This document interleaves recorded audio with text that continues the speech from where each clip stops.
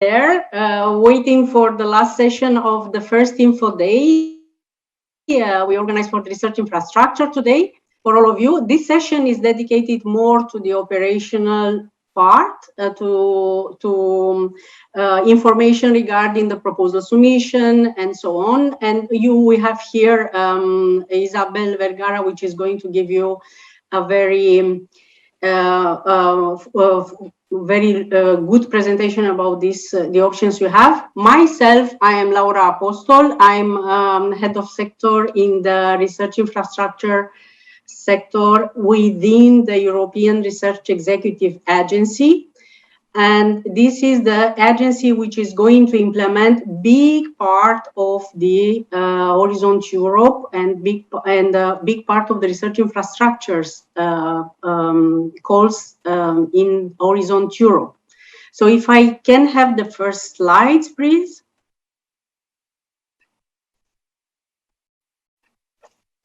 Okay, thank you. Next slide. Yeah, I was thinking to give you an overview because research infrastructure was just moved as a program within the European Research Executive Agency. So maybe some of you don't know about this agency, which was a long time ago built it up on the European level. However, it's good to know that we do have 22.7 billion out of the Horizon Europe program to implement. And within this 22.7 million, it's also the research infrastructure. It was mentioned 1.8 billion will be run by the research executive agencies.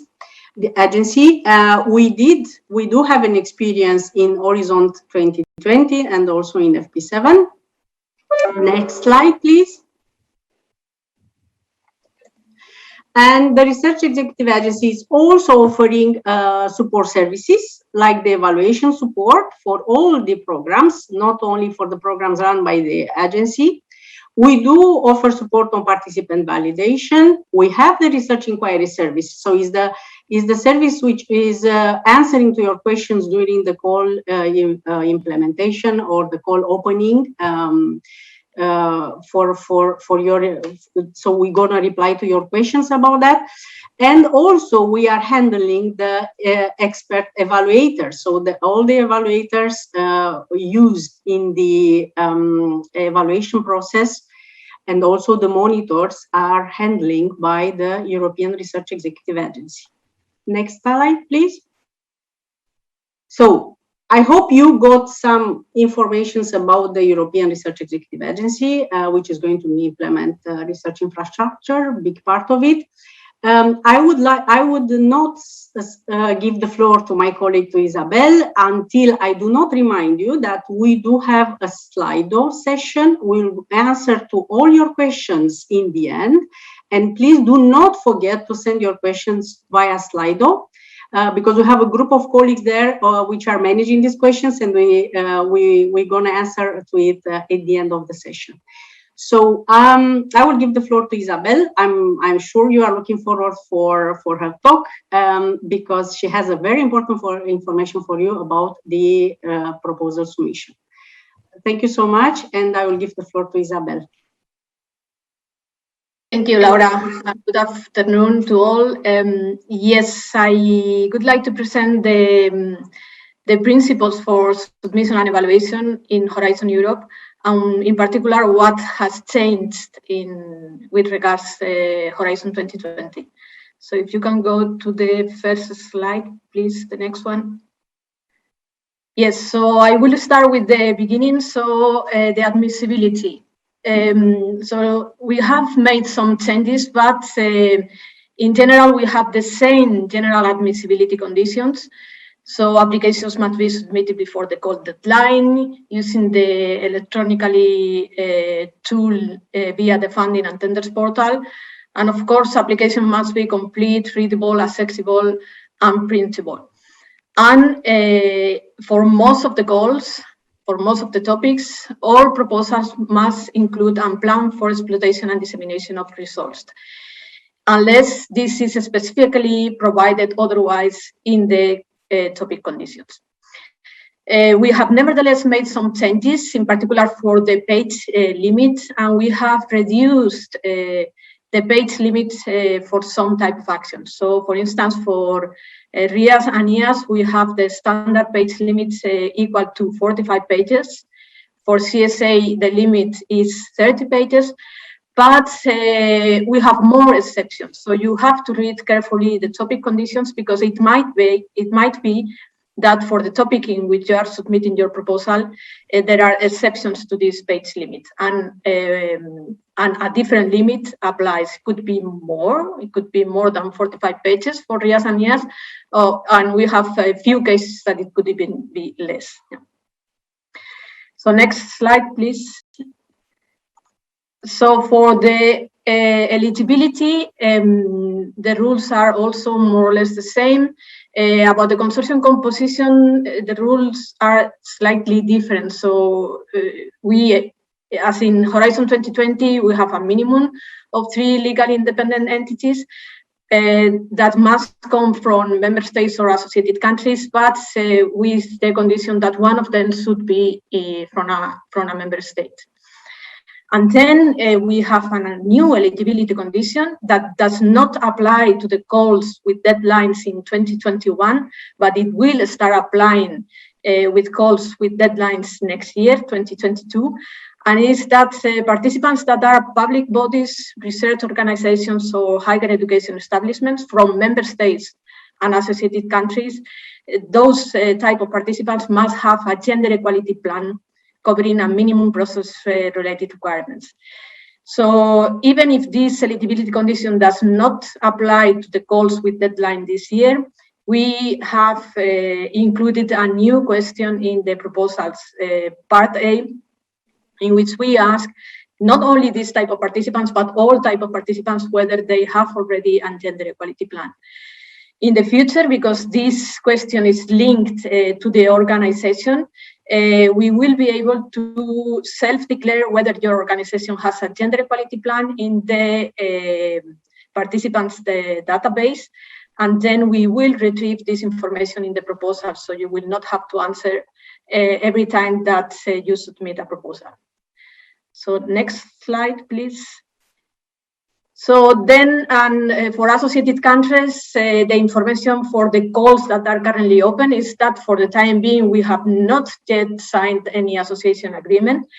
But for the purposes of the eligibility conditions, applicants established in Horizon 2020 associated countries, with the exception of Switzerland for the time being, or in another third countries negotiating association to Horizon Europe, those will be treated as entities established in the associated countries. And this is with regard to the submission and the evaluation of proposals, with the condition that in order to be considered for eligibility reasons associated countries, the association agreement must be signed before the grant agreement is signed. So the specific situation with the UK is that the UK will most probably associate to Horizon Europe. So for the topics that are currently open, the UK participants from the UK will be considered as associated countries. Again, with the condition that before the grant agreement for this particular project is signed, the association agreement must be signed. Next slide, please. So for the activities eligible for funding, so we have not changed anything from Horizon 2020. So those activities eligible for funding are those described in the call conditions, and they must focus exclusively on civil application and must not aim at human cloning for reproductive purposes, intend to modify the genetic heritage of human beings, intend to increase human embryos solely for the purpose of research, or lead to the destruction of human embryos. So you have here in this slide more details for these activities. These activities are not eligible for funding in Horizon Europe. So next slide. And then we have the application form, which is a continuity with from the application form in Horizon 2020. It has the same structure, so the proposal includes two parts. the part A, which is web-based form, and is automatically generated by the IT system, and the part B, which is the narrative part that includes the 3 sections, each of them corresponding to each of the evaluation criterion. And the part B, this narrative description of the proposal activities, you must upload it as a PDF document in the same way as in Horizon 2020. So if you go to the next slide. However, we have made some changes in the proposal template. So in particular for the part A, the part that is supported by web-based forms, we have included some new questions. One of them is we ask now all applicants to give us the identity of the researchers that they have already identified at the time you submit the proposal. Of course, we understand that in many cases you have not yet identified all researchers. So in those cases, you don't need to give us any information. So you please don't include in the IT tool researcher A to be identified, researcher B to be identified. This is not the purpose. So we ask you to identify the researchers that you have already identified at the time you submit the proposal. And the reason we are asking this is because we have an indicator to follow up or to evaluate the program, the Horizon Europe program as a whole.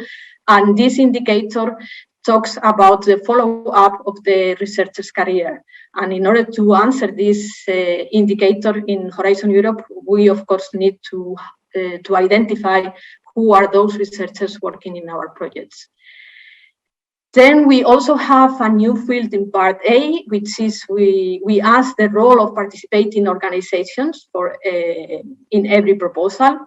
You have to choose one value from a predefined list of different roles. And then, as I mentioned before, we have the self-declaration on gender equality plan. We have also moved some fields that before were in the part B, narrative part, and now they are in part A, web-based form. And these are the ethics self-assessment. So you have to now encode your ethics self-assessment in the part A. We have also a new security questionnaire. This is new in all Horizon Europe proposals. I will give you more information later. And then all the information that we needed to evaluate the quality of the participants, so the information on participants' previous activities related to the call, is also included now in part A. And in part B, we have worked a lot in order to provide a glossary of terms, so definitions of all the terms that we use. We have also worked hard to ensure consistency on the use of terminology from the work program to the proposal and to the reporting.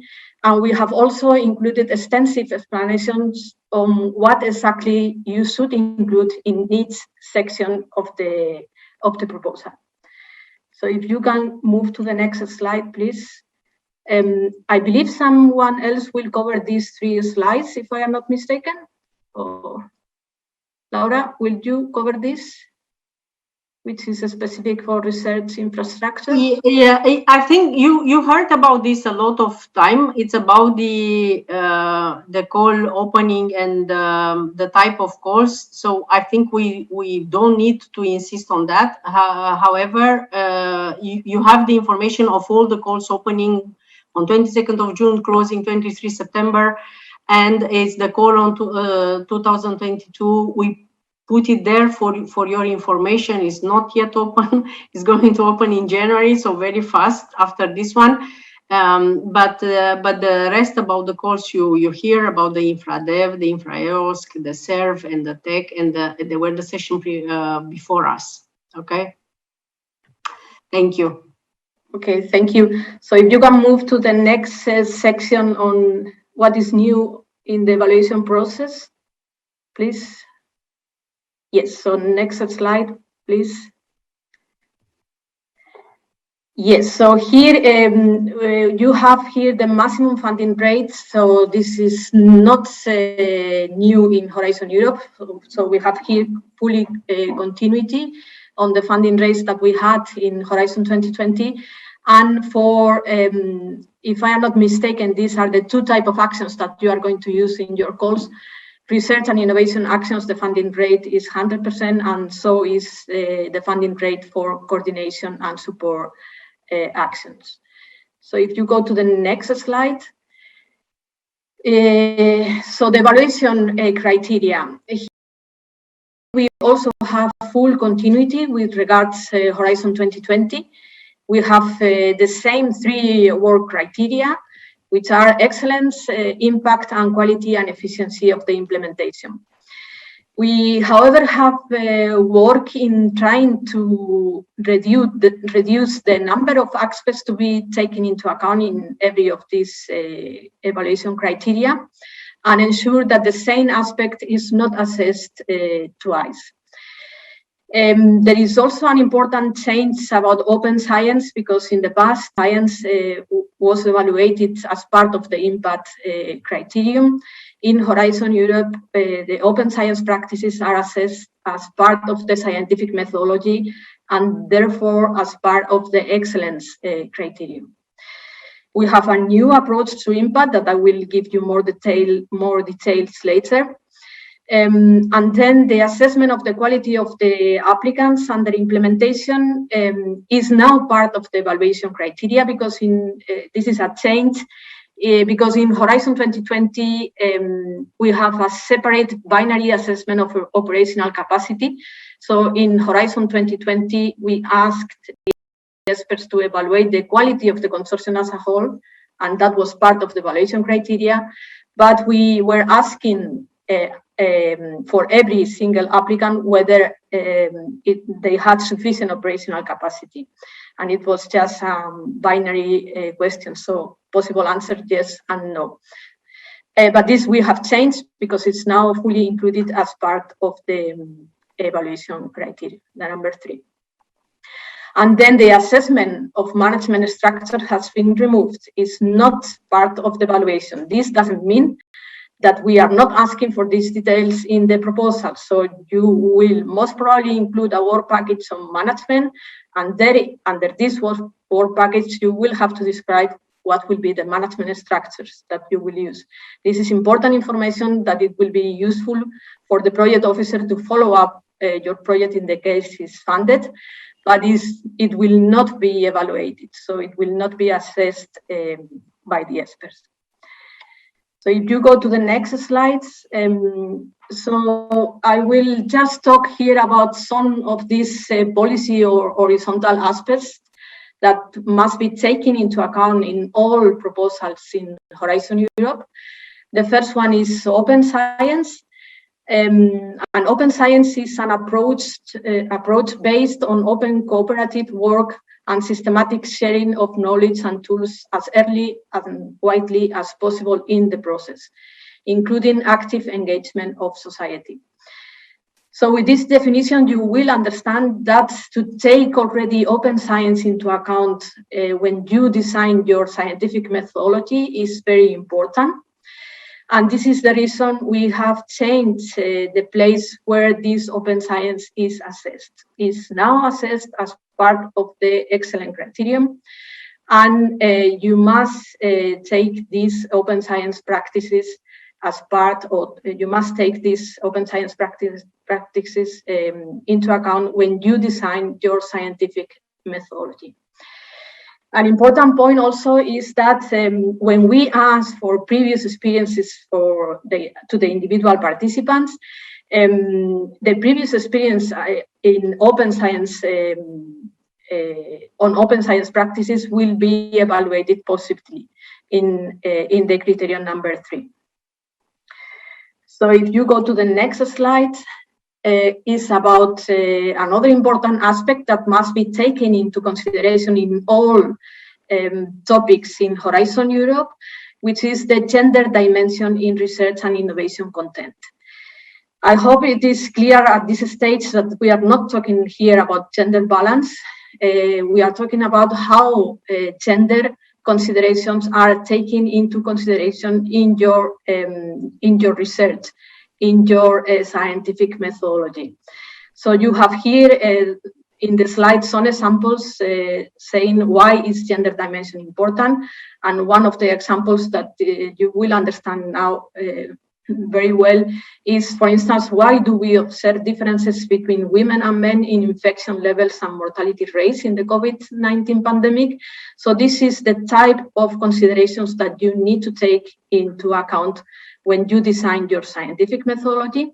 It is mandatory in all topics unless it is explicitly mentioned that is not in the topic condition. So the approach here is different because in Horizon 2020, we were mentioning all topics where gender dimension was relevant. Here, the approach is totally reverse. So gender dimension should be considered in all topics unless explicitly mentioned that is not mandatory. So you need to read your topic conditions carefully. The next one, if you go to the next slide, please, so is about describing the impact of your proposal. So we have worked here very hard also with those writing the work program, and we are trying to help participants here with the instructions that we have included in the proposal template to express easily what will be the impact of your project. We have done this because one of the lessons learned that we had from the previous program, Horizon 2020, from experts and also from participants, was that to evaluate the impact was the most difficult criterion to be evaluated. So we have tried to clarify here. So the notions that you have to take into account is that for every topic, we are very prescriptive. So you need to read the topic conditions because we already mentioned in the topic conditions what will be the expected impact that we want to obtain from the projects that we are going to fund in this topic. The topic conditions will tell you the mid-term effects that we expect, and this is what we call the expected outcome. And then this topic, the topic to which you applied, will be part of a destination in the work program. And in the destination, we will draft, or we will include the long-term effects that we expect to have from the projects that we will fund. And this is what we call the expected impact. So expected outcome in topic conditions, mid-term effects, expected impact from destination, and longer term effects. So here you have an example. So you have a topic. So you have already read what will be the expected outcomes that we plan and the expected impact. Then you propose some work in your project. And then you will have from your work done under this project, you will produce some project results. These project results, through the dissemination and exploitation measures that you will propose in your project, you will contribute to the expected outcomes as written in the topic conditions, mid-term effects, and also to the expected impacts written in the destination, which are longer term effects. So you have here an example. I am not sure if it will be fit 100% to the topics we are discussing here, but this will give you an idea of what we expect you to include in the proposal template. So if you go to the next slide. So here I will not enter to describe in detail this, but you have here the definitions of what I just mentioned in the previous slide. So the project results will be what is generated by the project, and it will contribute to the expected outcomes and the expected impacts. Expected outcomes medium term, expected impacts longer term. So if you go to the next slides, so we come to the measures to maximize impact. So as mentioned before, we have in all Horizon Europe projects, we have an admissibility condition, which is that you need to include a draft plan for dissemination and exploitation of results. So already in the proposal, you have to give us what is your plan to disseminate and exploit the results that you plan to produce in your project. For this, we have included extensive instructions trying to help you to communicate better the expected impact of your project, and what you have to tell us in the proposal, what are the measures that you plan to take, the target groups, so to which group of people the effects of your project will contribute, and the proposed channels to interact with these target groups. And then, of course, you have to also give us information about the communication measures. And in some cases, you will also have to give us how you can contribute with your project results to make the policy or to shape the policy in research or in another aspects. Yeah. So if you can go to the next slide. So this is also something that we are taking into account in all proposals in Horizon Europe. This is about artificial intelligence. And here I want to clarify that when we talk about artificial intelligence in Horizon Europe, we can see this from two points of view. So it might be that you are making research on artificial intelligence. That will be probably the most common one. But it might also be that you are making research in another type of area, in a very different area, but you are using some artificial intelligence tools to help you to perform your research. So both scenarios are covered in what we are asking now in Horizon Europe, and is that in both cases, whether you are making research in artificial intelligence or whether you are using artificial intelligence for your research, we will ask our experts to tell us whether the system that you are developing or the system that you are using is technically robust. So you have here some consideration about what we consider a robust tool in artificial intelligence. And yes, so the tools should be able to deal with and inform about possible failures, inaccuracies, and errors proportionate to the assessed risk posed by the artificial intelligence-based system. It must be consider the context and environment in which they operate. They must be reliable and function as intended. And it must provide explanation about the decision-making process. And so, as I said, in both scenarios, we will ask our experts to tell us whether the system is technically robust. So if you go to the next slide, it's about the ethics review. We have changed very little here, so we continue to make an ethics assessment of all proposals submitted in Horizon Europe. The questionnaire has been slightly modified. The number of questions is now different. Some questions have been deleted or new questions have been added, but in principle is more or less the same as in Horizon 2020. What we are going to do is, and this is in particular for those projects that will be funded, so the follow-up of ethics issues will be focused to only the complex and serious cases. And then in the evaluation, we will reduce the number of ethics requirements that we ask in funded projects. But for the proposal, at the time you prepare the proposal, there are no changes. So you will still need to fill in the ethics questionnaire, and you will have to tell us the ethics self-assessment in case you have ethics issues identified. And then we have the security scrutiny, or what we call the security review process. that in the past we were doing only in security calls, so in calls in the area of security, but we have extended this security review to all proposals in Horizon Europe.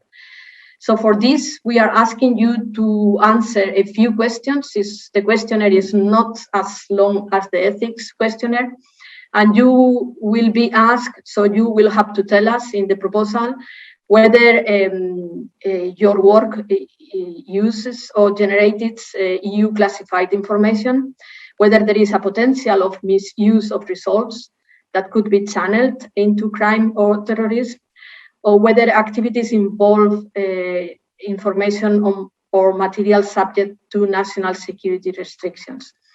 So if you answer no to the questions, so we stop the security review. Of course, we will revise your answers, and if we agree with your answers, the security review stops there. But if there are issues to be considered, then we perform a full security scrutiny as we were doing in the past in Horizon 2020. And I believe I have finished here all what I wanted to say. So thank you very much, and I will be glad to answer some questions. Yeah. Well, indeed, thank you so much, Isabel, for there were quite many novelties there in Horizon Europe. I hope you found this presentation useful. Now we're going to have a session for answering to your questions. I hope soon I can see the questions on the screen. So yeah, slide is ready. So when the call specificities that research infrastructure might be, how many there might be in the consortium? This is the question. Does it mean a research infrastructure with a legal structure, or can it be the organization coordinating the research infrastructure?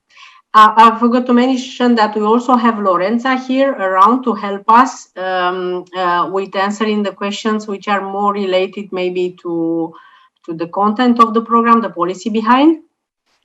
I would take Lorenza. Yes, I would take this one because then I have to stop for a moment. Indeed, both. I mean, it's clear that many times a research infrastructure has its own legal entity. For example, an ERIC. Sometimes the infrastructure is a national infrastructure is owned by, for example, a research organization. In any case, you have to make clear in the proposal which are the research infrastructure that participate, and then if a specific research infrastructure is owned, for example, for a research organization like CAIA or CNRS or CNR, then okay, this is just the owner of the research infrastructure, but it's fine. So it can be or the legal entity, specific legal entity of the research infrastructure, or the legal entity that owns the research infrastructure, but we have to make clear which are, for example, for the Infratech 2022, which are the three legal entity, for example, the three research infrastructure that indeed make eligible the proposal. Even. Okay. Thank you so much.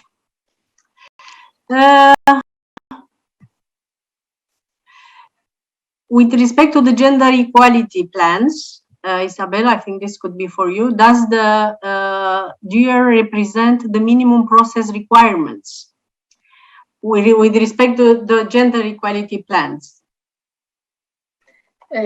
My problem here is that I don't know what GR is. Yeah, I don't. AR. But in any case, so the minimum requirements are included in the proposal template. So if you go to the portal, download the proposal template that includes the part A, the one in the portal, not the one that you can download directly in your topic. There you have the minimum requirements for the gender equality plans. Yes. Yes. Well, now the next question is about the page limits, I hope. Will all beneficiaries or partner organization need to be to have a GIP when applying for 2020 onwards, or coordinators only, or gender equality plan? So GIP is gender equality plan, no? So to be sure that we are talking about the same thing. So it is requested if they need to have it, all beneficiaries or only coordinator? Yeah, Isabel? Well, yes, I was mute. As I mentioned, is for type of beneficiaries. So you have to be a public entity, research organization, or higher education. So for these type of entities, regardless if they are coordinating or participating, they need to have, or they will need to have, a gender equality plan from 2022 onwards. Mm-hmm. Okay, thank you. The next question I can see is it's about the page limits. Isabel talked about the 45 pages for IA and the 30 pages for common support action. I was in the session this morning. It's true that we were talking about 100 pages, but also Isabel said that there are some exceptions. So the question is, what's the reality? It's 45, 100, or how much? Well, maybe you can answer better than me because I am not familiar with your topics, but the standard one is what I said, 45 pages for RIAs. But for a specific call, as I assume this is the case of the call that is mentioned here, it might be exceptions. So you need to read the call conditions, topic conditions, and the page limit that is mentioned in the topic conditions. This is the page limit that applies to your proposal. Exactly. This is correct. We had just closed an emergency call in research infrastructures, and we had proposals. I mean, you have to read the conditions of the call because we put it there. We had proposal with 100 pages, and they were the exception that Isabel was talking before. Yes, just to clarify, with respect to gender equality plans. So it's okay. We said that we don't know what is the GER. Let me see a bit so we don't mix up and we don't raise any questions here. Will all beneficiaries or all partners organization needs to have a GIP? We answer to this question. Okay, if I understood well, the project management structure is still expected to be included in the proposal, but it will not be assessed by the evaluators, right? Correct. Yes. I think you're right. Yes, this you understand properly. So it's not going to be evaluated like it was before, but we want to have a see it there because we want to see that this is an information which is helping us a lot on grant agreement preparation and implementation of the proposal, to be sure that you are afterwards able to manage and implement the research, especially research infrastructures which are big consortia, like it was said this morning many times. Can third countries entities participate in CSA only when there is a specific topic condition that allow this? So third country entities, if they can participate in CSA. Yes, of course, but what it confuses me here is the only. Yeah. So I believe if you are planning to submit a CSA with only one participant, this participant must be from a member state or associated country, if I am not mistaken. Yeah. Yeah. So of course, if you are submitting a CSA with more participants, you can include third countries there. Yes. Okay, next questions. For GIPS, Gender Equality Plan, this is the question. Are non-profit organizations considered public bodies? I'm not sure I quite understand this question. I don't know, Isabel, do you? Yes, so you need to check how your organization is included in our database of organizations. So it might be that a not-for-profit organization is a public body, but it might be that a not-for-profit organization is not a public body. So you really need to see what is, whether your organization, if you are thinking in your organization, is considered in our database as a public body when we validate the organization. So you will find a different field there to tell to this is a public body or not. Can you submit support letters as an additional PDF?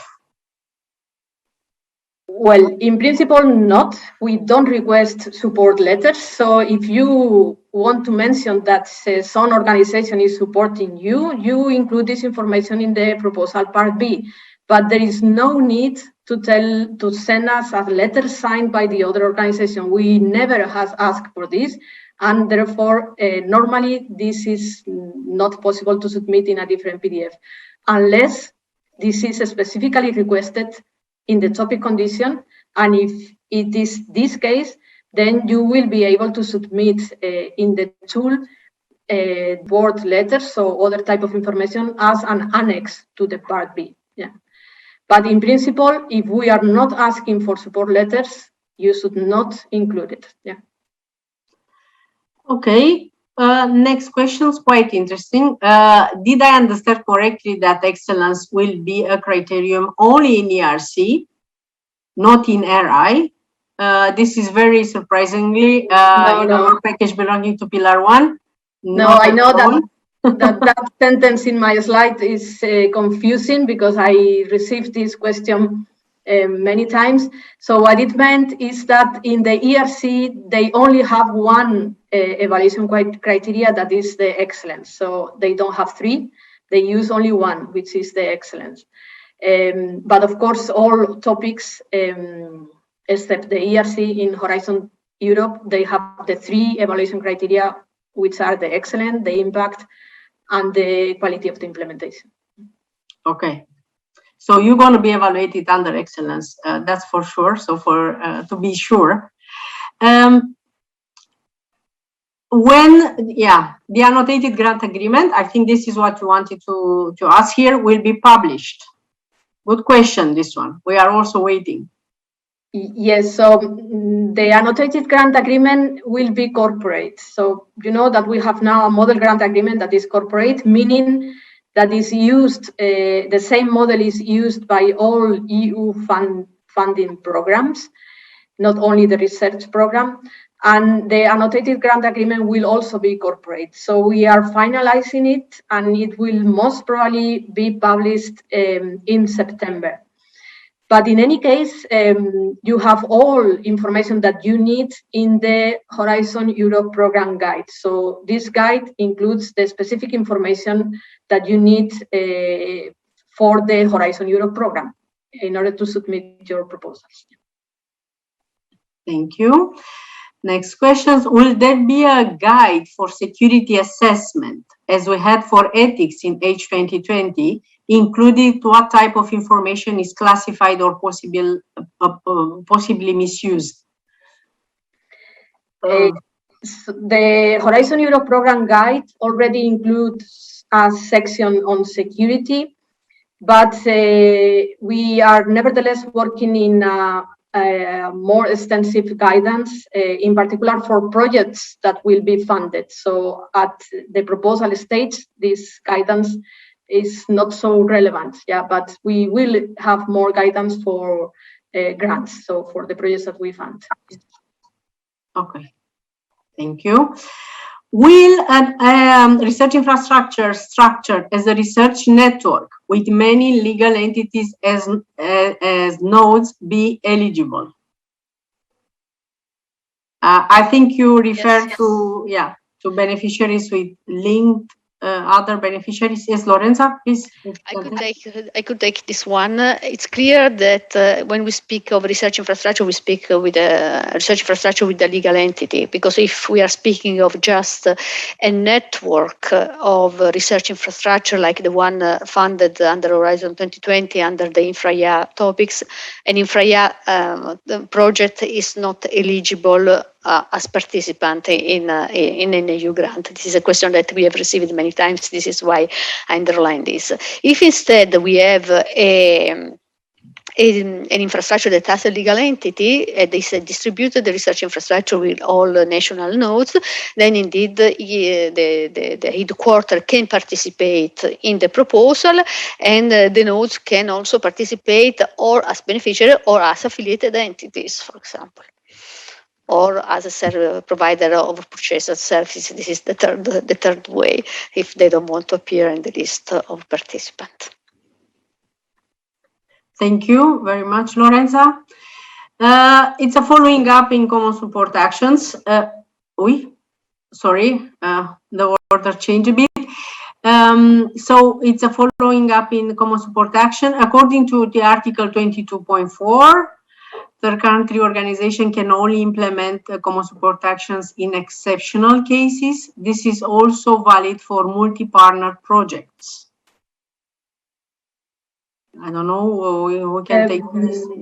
Yes, this is a follow-up of the previous question. Yes, yes. So, yes, I think you need to read carefully the topic conditions in every case, because this will be specified there. So I don't have a general answer for this, but you will have a specific information in the topic conditions of the topic that you want to answer. Yeah.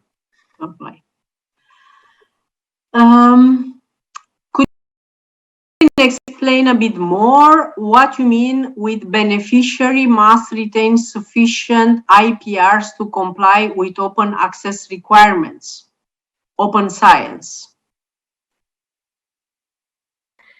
Yes, I think the question here is because there are a lot of participants asking whether they will be able to exploit results if at the same time they are obliged to make to results of their project. So what this sentence means is that you need to think first whether you want really to exploit your results. And of course, in that case, you are not obliged to public and make open access of your results. So you have to exploit them and explain how to exploit them. And but in other cases, if you are not going to exploit your results, then the obligation is there. So you need to publish and make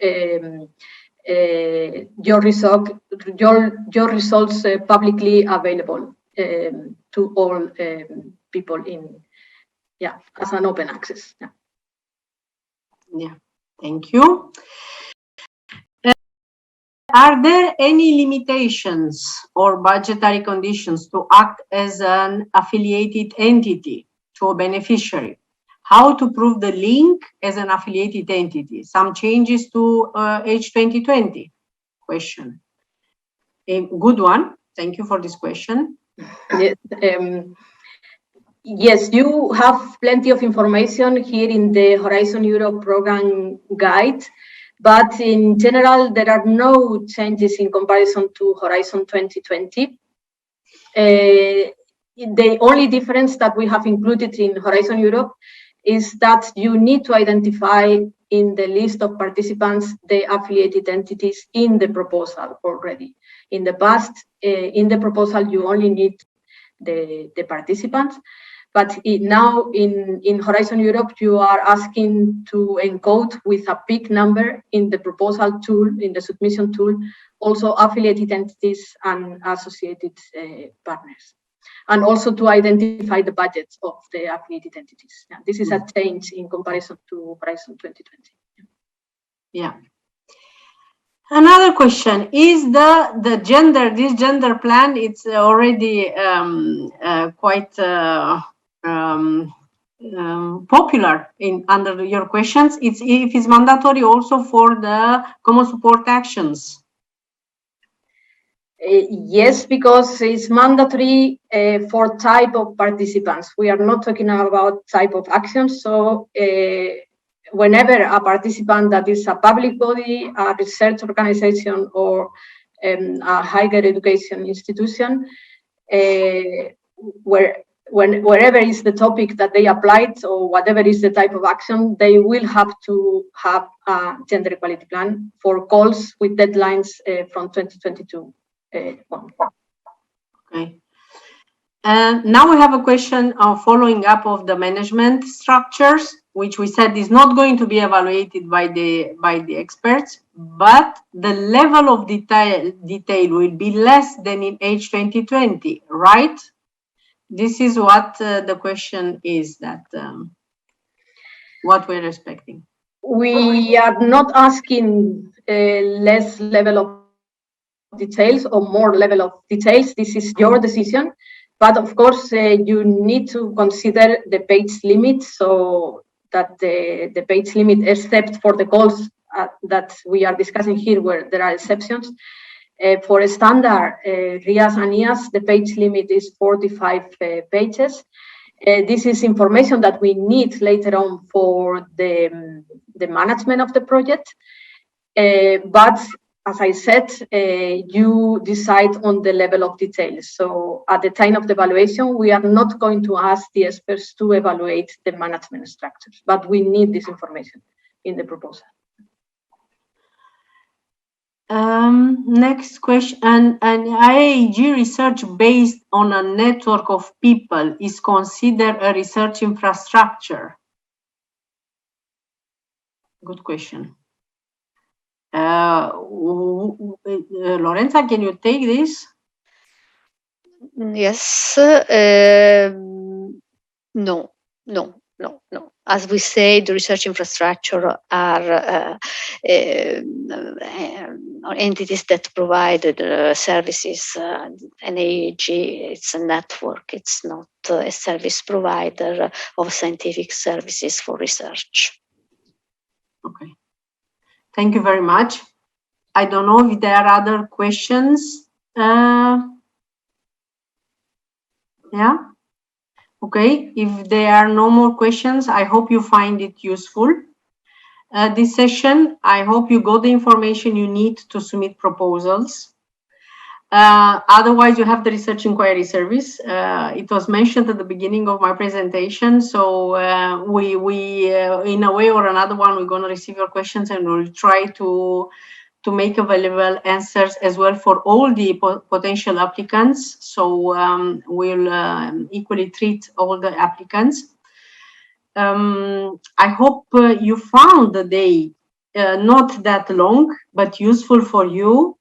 And you're going to follow up the remaining info days, because there are more info days for other programs which are coming the following days. I wanted to thank you for your participation today, to thank to my colleagues and all the colleagues on the background which were supporting us today and the days before on preparation of this info day. And I wish you good luck if you decide to apply. I wish you good luck with your proposals, and I also invite you to follow up the next info days in the following days. Thank you very much indeed, and have a nice evening, all of you. Bye.